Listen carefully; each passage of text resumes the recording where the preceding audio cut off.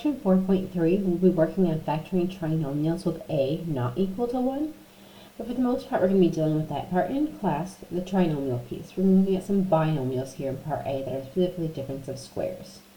So to see how these binomials work, we're first going to multiply this pair out.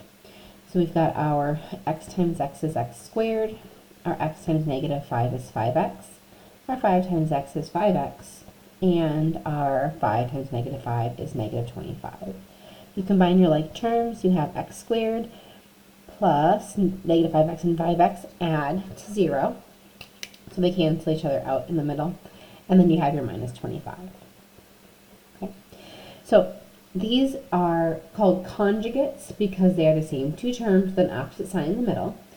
And when you multiply conjugates together, you're always going to have that pair of reducing in the middle, canceling out and adding to 0.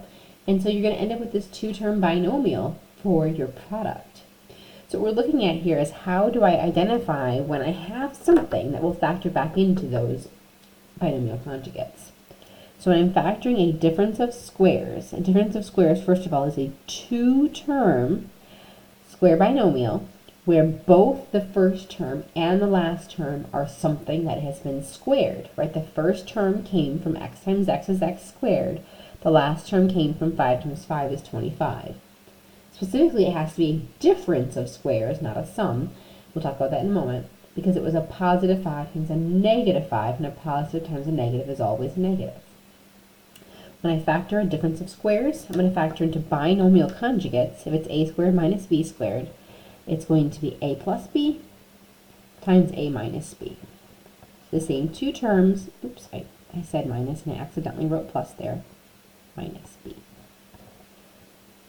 A plus b and a minus b. I was just thinking to myself, doesn't matter what order you write them in, and then my pen did the wrong thing. Okay, so let's factor each of these completely. So this is a pair of binomial conjugates here. So I'm going to have a pair of binomial conjugates for my result. This is a difference of squares that I should have said first. This is the difference of squares. 36 is a perfect square. So this will factor into n plus 6 and n minus 6. It doesn't matter what order you write those two parentheses in. The order can vary. You can do the minus first if you like. But I know that when I multiply it together, I have n times n is n squared, then I'll have a negative 6n, then I'll have a positive 6n, then I'll have a negative 36. The two n's in the middle cancel out for your n squared minus 36. Now the fun part is, where this fits in with the title of our section, is that I can do this without a being 1. I can do this in the case of 16x squared minus 9, because 16 is a perfect square, and so is 9. So I can factor this one as, okay, 16, that's 4 squared. So I can write this as 4x plus, and 9 is 3 squared, so plus 3. And its binomial conjugate, 4x minus 3. Okay.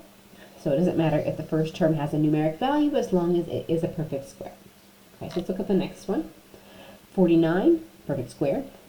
121, perfect square. So I'm going to be able to factor that into 7x plus 11, and 7x minus 11. So I got my two-term difference of squares. They factor into the two binomial conjugates. When I get to part D, I'm looking at these two, I'm like, wait a minute, okay, I got x squared, I got a binomial difference, but those numbers, 8 and 50, are not squares. There is, however, a GCF that I can factor out first. I can divide those both by 2. So if I factor out the greatest common factor, 2, 8 divided by 2 is 4, x squared minus 50 divided by 2 is 25. Now, the remaining parenthesis is the difference of squares. So I can factor again, getting my binomial conjugates now. So I've got 2 times, okay, 4 is 2 squared, so I'm going to have 2x plus 5 from the 25, and we'll have 2x minus 5. So I've got my GCF and then my 2 binomial conjugates. Okay. In example 2 at the bottom of the page, looking at factoring x squared plus 100. So if I try factoring x squared plus 100, they are perfect squares. X times x is x squared, 10 times 10 is 100, that's true. But if I thought about what would happen if I took x plus 10 times x plus 10, that would give me x squared plus 10x plus 10x plus 100. This would be x squared plus 20x plus 100.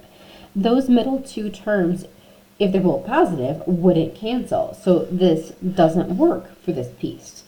And like I mentioned before, the only reason that this is happening is because you have one positive and one negative.